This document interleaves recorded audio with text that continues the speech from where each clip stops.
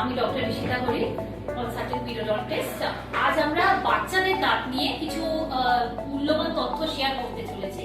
তো বাচ্চাদের দাঁত ইউজুয়ালি লোকে ভাবে যে কয়েকদিনের মধ্যে তো দাঁত পড়ে যাবে, তো সেটার কোনো ট্রিটমেন্টের দরকার নেই। কিন্তু বাচ্চাদের দাঁত ততটাই ইম্পর্টেন্ট যতটা বড়দের দাঁত, কারণ যেটাকে আমরা মেইনলি মিল্ক টিথ বা দুধের দাঁত বলা হয়। তো সময়ের আগে সেই দাঁত যদি তুলে দেওয়া হয় জোর করে বা ছেড়ে দেওয়া হয়, বাচ্চাদের কি ব্যথা হবে, গাল ফুলে যাবে। তারপরে হচ্ছে দাঁত তুলে দিলে কি হবে, নতুন দাঁত উঠতে এলোমেলো বেরোবে, তারপরে খেতে সমস্যা হবে, কথা বলতে অসুবিধা হবে।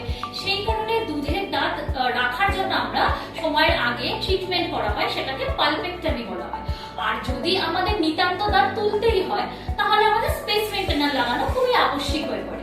তো সুতরাং বাচ্চাদের দাঁতেরও সমানভাবে যত্ন নেওয়া শুরু করুন, ঠিক আছে? কারণ বাচ্চাদের স্মাইল খুবই বেশি ইম্পর্টেন্ট। একটা smiling baby is always happier. তো এটা আপনারা যদি করাতে চান, সুশ্রুত মিডলাইফে কন্ট্যাক্ট করুন। সুশ্রুতর ব্রাঞ্চ আছে সল্টলেকে, দেন আপনার বহরমপুরে আর কামালগাছিতে।